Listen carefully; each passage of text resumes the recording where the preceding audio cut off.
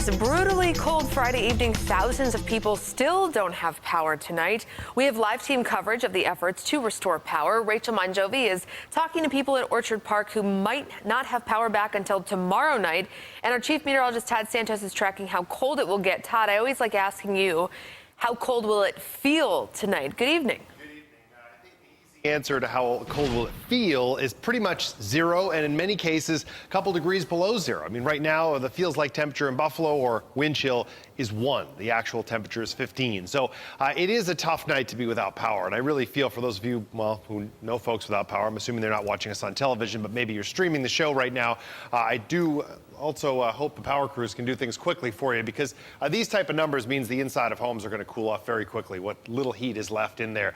Breeze out of the west at 14 miles per hour. We'll see that wind actually increase a little bit in early tomorrow morning. Tomorrow could actually find gusts to around 30. So the wind remains a factor for tonight on into the daytime tomorrow, and actually into even Saturday evening. There's a look at temperatures right now across all of western New York. I mean, already Olean's at 9 degrees. That should give you the idea that's one of the few places that may actually be able to get down into the mid and lower single digits. The bottom of things tonight, I think, is around 3 degrees.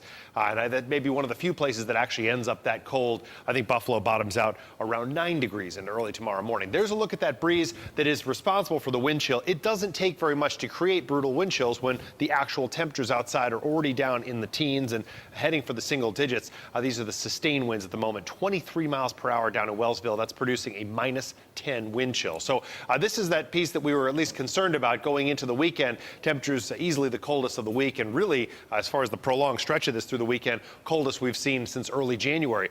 Few very limited light lake effect streamers coming in across Lake Ontario. If I put it in 3-hour mode and throw some satellite on there, you can see at least one little piece working its way down. Actually, we'll check out that in a moment. Across southern Ontario, we'll see an increasing chance for snow showers across especially the higher elevations into the southern tier into early tomorrow morning, and that'll be responsible for some minor coatings. There may be upwards of 1 to 3 inches for those of you down there say overnight tonight, but right now it's fairly quiet. We're seeing some of the snow up to the north. So we'll track that for you into the weekend, talk more about snow totals into the next couple of days next. Lena. Todd, thank you. And as I mentioned, thousands of customers in western New York do not have power tonight, including hundreds of people in Orchard Park. News 4's Rachel Monjovi continues our team coverage. She joins us live outside in the cold weather to talk about the power outages. Good evening.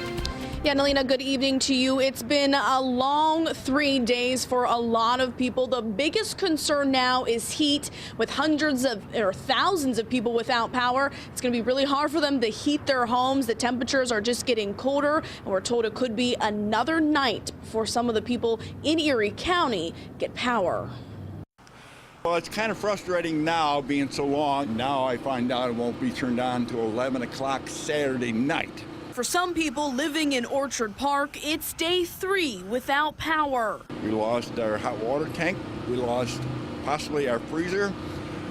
The furnace we're not sure about and so forth, and lost all the food in the refrigerator upstairs. Thomas Wales says this is the longest he's been without power since the 70s. He went to dozens of stores searching for generators. He finally found one. Now his family is trying to stay warm despite the freezing temperatures. It's 51 degrees in the house, which makes it a little chilly. But wearing double flannel shirts and even sometimes this coat in the house and so forth just to stay relatively warm. Other people living in Orchard Park are also dealing with a drafty home, even with generators. Just to keep the house warm is our major concern for the generator. I've yet to experience a generator for 3 days. Orchard Park residents lost power Wednesday morning. Some say they're incredibly lucky they didn't lose more than just power. I stood in the kitchen and watched the 3 trees just come right down. That one big gust of wind that came up, it sounded like the roof was going to come off. Hundreds of customers might not see their lights on until Saturday night. They say at this point, all they can do is wait. There's really nothing more I can do, you know.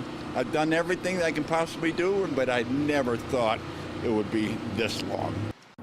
More than 800 people in Orchard Park are still without power tonight. NYSEG is estimating the majority of those people will not have power until sometime tomorrow evening. For now, reporting live, Rachel Monjovi, News 4 at 10.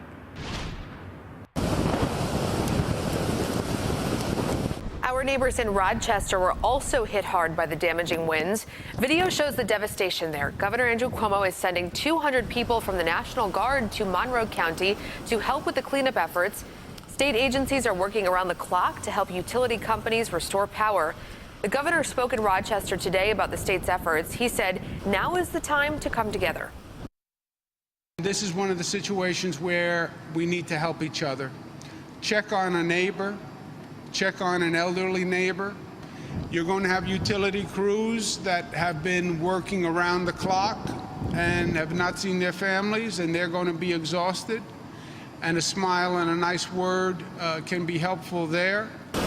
In Monroe County, there are at least 2,500 households without power right now. And remember, you can track the power outages, the snow and cold. Two easy ways you can do it: by downloading our Forewarn Weather app or going to our website, WIVB.com. All new at 10 tonight, a parolee has been arrested in connection to a sexual assault that happened late last month on Buffalo's east side. Buffalo police say this man, 51-year-old Langston Block, is charged with attempted assault, forcible touching, and making threats. Police say a woman reported Langston assaulted her and threatened her with a knife. During the attack, police say he also sexually assaulted her. She was taken to the hospital for treatment. Now, this incident happened on Broadway on February 22nd at a time when other attacks were reported, but my sources tell me the man is the only suspect in one case, is only a suspect in one of those cases. Langston remains in custody tonight. And a man wanted for a suspected murder thousands of miles away in Florida was stopped by and arrested by Border Patrol officers on the Rainbow Bridge today. This man right here, 31-year-old Ernesto Bryan, was arrested in the Falls. He is one of two suspects in a murder in the Orlando area after a man's body was found in his burning car last summer. When the child stepped off the bus, the suspect did approach the child and the person who was to take the child from the bus and did forcibly take her away from the person. A 4-year-old girl is safe tonight after she was abducted by her mother. Buffalo police say 23-year-old Makisha Lawson snatched her daughter, Makia Houston, after she got off the bus yesterday afternoon.